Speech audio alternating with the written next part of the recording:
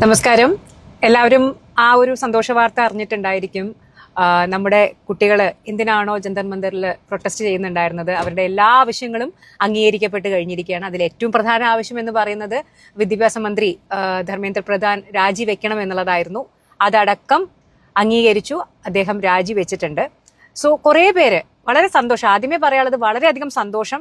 കാരണം എല്ലാവർക്കും, നമ്മളെല്ലാ ഇന്ത്യക്കാർക്കും വളരെയധികം വിഷമം വന്ന, കാരണം നമ്മുടെ വീട്ടിലെ കുട്ടികളാണോ അല്ലയോ എന്നുള്ളതല്ല, പക്ഷെ ആരുടെയൊക്കെയോ മക്കൾ ഈ പറഞ്ഞ പോലെ തെരുവിൽ കിടന്ന് ഇത്തരത്തിൽ പ്രൊട്ടസ്റ്റ് ചെയ്യുന്നു, അവർക്ക് പല രീതിയിലുള്ള മർദ്ദനങ്ങൾ ഏൽക്കേണ്ടി വരുന്നു. അപ്പോൾ അത് ആരുടെ മക്കളാണ് എന്നുണ്ടെങ്കിലും നമ്മളെല്ലാവരും അത് വളരെയധികം വേദനയോട് കൂടിയിട്ടാണ് കണ്ടത്. അപ്പൊ അതുകൊണ്ട് തന്നെ ഇത് എത്രയും വേഗം അവസാനിക്കട്ടെ, എത്രയും വേഗം ഇതിനൊരു നല്ല സൊല്യൂഷൻ ഉണ്ടാവട്ടെ എന്നുള്ളതായിരുന്നു എന്നെ പോലെ നമ്മളെല്ലാവരും ആഗ്രഹിച്ചിട്ടുണ്ടായിരുന്ന കാര്യം. അപ്പൊ അതുകൊണ്ട് തന്നെ സന്തോഷമുണ്ട്, കാരണം ഇതിന് ഒരു എൻഡ് പെട്ടെന്ന് തന്നെ വന്നതിൽ. അപ്പോൾ അതുകൊണ്ട് അങ്ങനെ ഒരു തീരുമാനം എടുത്തതിൽ വളരെ സന്തോഷം. പലരും ചോദിച്ചു, അതായത് ഈ മന്ത്രി രാജിവെക്കണം എന്ന് പറയുന്നത് എത്ര വലിയ ബാലിശമായിട്ടുള്ളൊരു കാര്യമാണ്, അയാളാണോ പേപ്പർ ചോർത്തിയത് എന്നൊക്കെ.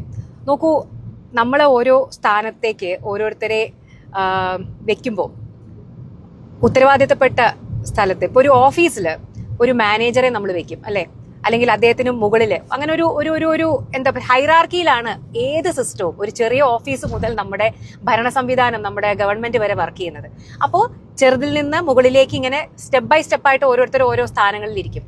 അപ്പോൾ ഈ വിക്കേരിയസ് ലയബിലിറ്റി എന്ന് പറയുന്ന ഒരു സംഭവമുണ്ട്. ഓക്കെ, അത് ലീഗൽ റെസ്പോൺസിബിലിറ്റിയാണ്. അതായത് ഇപ്പോൾ ഒരു ജൂനിയർ താഴെ തട്ടിൽ ഒരു തെറ്റ് നടന്നു കഴിഞ്ഞാൽ അതിന് മുകളിലുള്ള ആളുകൾക്കും അതിന്റെ റെസ്പോൺസിബിലിറ്റി ഉണ്ട്. അവര് ചിലപ്പോൾ അറിഞ്ഞിട്ടുണ്ടായിരിക്കില്ല, അവർ ചിലപ്പോൾ അതിൽ ഇൻവോൾവ് ആയിരിക്കില്ല, ശരിയാണ്. പക്ഷെ എങ്കിൽ പോലും ഒരു വിക്കേരിയസ് ലയബിലിറ്റി എന്ന് പറഞ്ഞു കഴിഞ്ഞാൽ ഒരു ഓർഗനൈസേഷനിൽ താഴെത്തട്ടിൽ എന്തെങ്കിലും മിസ്റ്റേക്ക് നടന്നാലും, അല്ലെങ്കിൽ താഴെയുള്ള ഒരു സ്റ്റാഫ് ഒരു മിസ്റ്റേക്ക് ചെയ്താലും, ആ ഹോൾ സിസ്റ്റം, അതിന്റെ മുകളിലിരിക്കുന്ന തലപ്പത്തിരിക്കുന്ന ആൾ വരെ അതിന് റെസ്പോൺസിബിൾ ആണ്, അവരതിന് ഉത്തരം പറയണം എന്ന് നമ്മുടെ നിയമത്തിലുണ്ട്. ഇതിനെയാണ് വിക്കേരിയസ് ലയബിലിറ്റി എന്നൊക്കെ പറയുന്നത്. അപ്പൊ അതുകൊണ്ട് തന്നെ ധർമ്മേന്ദ്ര പ്രധാൻ ആണോ ഇത് ലീക്ക് ചെയ്തത്, അദ്ദേഹം ഇത് അറിഞ്ഞോ അറിഞ്ഞില്ലേ, അതൊന്നും അല്ല. അദ്ദേഹം നമ്മുടെ രാജ്യത്തിന്റെ മന്ത്രിയായിട്ട്, വിദ്യാഭ്യാസത്തിന്റെ കാര്യങ്ങൾ നോക്കുന്ന ഒരാളായി മന്ത്രിയായിട്ട് ഇരിക്കുന്നിടത്തോളം കാലം അദ്ദേഹത്തിന് ആ ഒരു ഉത്തരവാദിത്തത്തിൽ നിന്ന് ഒഴിഞ്ഞു മാറാൻ സാധിക്കില്ല. അത് വളരെ സിമ്പിൾ ആയിട്ടുള്ള ലോജിക്കാണ്, അതാർക്കും മനസ്സിലാവാഞ്ഞിട്ടല്ല. അപ്പോൾ കുട്ടികൾ ആവശ്യപ്പെട്ടത്, എന്തിന് രാജി ആവശ്യപ്പെട്ടു എന്ന് ചോദിച്ചു കഴിഞ്ഞാൽ, അദ്ദേഹത്തിന്റെ രാജി കൊണ്ട് ഈ പ്രശ്നത്തിന് മുഴുവൻ പരിഹാരമായി എന്നുള്ളത് കൊണ്ടല്ല. ഇതിനൊരു അക്കൗണ്ടബിലിറ്റി, നാളെ അദ്ദേഹത്തിന്റെ പൊസിഷനിലേക്ക് വരുന്നത് ആരുമായിക്കൊള്ളട്ടെ. അപ്പോ ഇത് ഈ തെറ്റ് ചെയ്ത ആളുകളടക്കം നാളെ ഇങ്ങനെ ഒരു തെറ്റ് ചെയ്യാൻ, അല്ലെങ്കിൽ അതിന് മുതിർന്ന ആളുകൾക്ക് ഒരു ഭയം വേണം, അല്ലെങ്കിൽ ഇതിനു മുമ്പ് ആ തെറ്റ് ചെയ്ത ആളുകൾക്ക് കടുത്ത ശിക്ഷ കിട്ടി എന്നുള്ള ഒരു പേടി, അതാണല്ലോ നമ്മളെ തെറ്റുകളിൽ നിന്ന് പിന്തിരിപ്പിക്കുന്ന ഒരു ഫാക്ടർ, പേടി, അത് വേണം. പിന്നെ ഇനി മന്ത്രിയാവുന്ന ആളുകൾക്കും നമ്മുടെ ഭാഗത്തു നിന്ന് നമ്മൾ ഓരോ കാര്യവും അത്രത്തോളം സസൂക്ഷ്മം നിരീക്ഷിച്ചിട്ടില്ല എന്നുണ്ടെങ്കിൽ നാളെ ഇതേ അവസ്ഥ എനിക്കും വരാം എന്നുള്ളൊരു അക്കൗണ്ടബിലിറ്റി, റെസ്പോൺസിബിലിറ്റി ഇനി വരുന്ന ആളുകൾക്കും വരും. അപ്പൊ അതുകൊണ്ടാണ് കുട്ടികൾ ആ ഒരു രാജി ആവശ്യപ്പെടുന്നുണ്ടായിരുന്നത്. അല്ലാതെ ഒരു മന്ത്രി രാജിവെച്ചത് കൊണ്ട് ഈ സിസ്റ്റം മുഴുവൻ ശരിയാവില്ല എന്ന് നമുക്കൊക്കെ അറിയാം. പക്ഷേ ഇത് അക്കൗണ്ടബിലിറ്റിയാണ്, ഇത് റെസ്പോൺസിബിലിറ്റിയാണ്, അതിന്റെ ഉത്തരവാദിത്തം. അങ്ങനെയാണല്ലോ നമ്മുടെ നാട്ടിൽ എത്രത്തോളം പ്രശ്നങ്ങൾ ഉണ്ടാവുമ്പോൾ അതിന്റെ ഉത്തരവാദിത്തം ഏറ്റെടുത്ത് എത്രത്തോളം മന്ത്രിമാർ രാജിവെച്ചിട്ടുണ്ട്. അതിന്റെ അർത്ഥം ആ പ്രശ്നം അല്ലെങ്കിൽ ആ കുറ്റകൃത്യം ചെയ്തത് അവരാണ് എന്നല്ല. പക്ഷേ അവര് നോക്കി നടത്തുന്ന, അവരെ നമ്മൾ വിശ്വസിച്ച് ഏൽപ്പിച്ചിരിക്കുന്ന ഒരു സിസ്റ്റത്തിൽ ഒരു തെറ്റ് വന്നു കഴിഞ്ഞാൽ അതിന്റെ ഉത്തരവാദിത്തത്തിൽ നിന്ന് അവർക്ക് ഒഴിഞ്ഞു മാറാൻ സാധിക്കില്ല. അപ്പൊ അതുകൊണ്ട് അവര് പറഞ്ഞ എല്ലാം, ഏറ്റവും പ്രധാനപ്പെട്ട ആവശ്യം ഈ രാജിയായിരുന്നു, അത് നടന്നു. ഇനി ആ മരിച്ച കുട്ടികൾക്ക്, ആത്മഹത്യ ചെയ്ത കുട്ടികൾക്ക്, അവരുടെ ഫാമിലിക്ക് നഷ്ടപരിഹാരം കൊടുക്കുക, ഇതിന്റെ പേരിൽ ഏറ്റെടുത്ത അല്ലെങ്കിൽ പോലീസ് എടുത്തിരിക്കുന്ന എല്ലാ കേസുകളും റദ്ദ് ചെയ്യുക, അങ്ങനെയുള്ള പല പല ആവശ്യങ്ങളുണ്ട്. എന്റെ അറിവ് പ്രകാരം എല്ലാം അവർ അക്സെപ്റ്റ് ചെയ്തു എന്നുള്ളതാണ്. അപ്പോ എന്തായാലും വളരെ സന്തോഷം.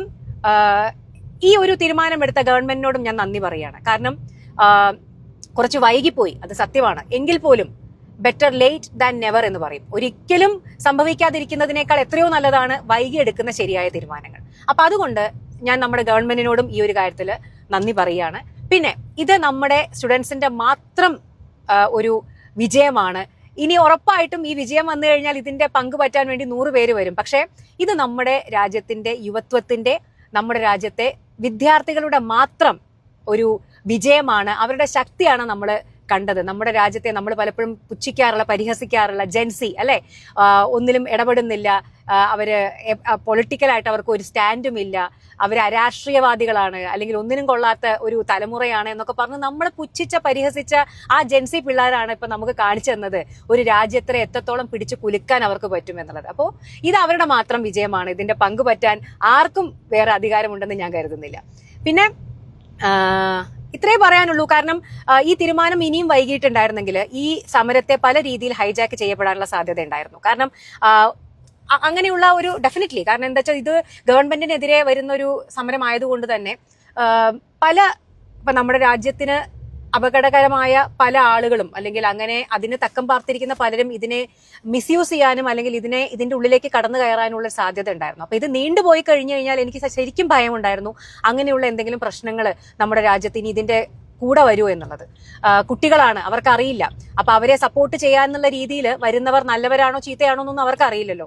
അപ്പോ അങ്ങനെയുള്ള ഒരു ത്രെട്ട് ഉണ്ടായിരുന്നു. അപ്പൊ ഇത് നീണ്ടുപോയി കഴിഞ്ഞാൽ എനിക്ക് ശരിക്കും പറഞ്ഞാൽ ഭയം ഉണ്ടായിരുന്നു. പക്ഷെ എന്തായാലും എത്രയും വേഗം ഇത് തീർന്നു കിട്ടി എന്നുള്ളതിൽ വളരെ സന്തോഷം.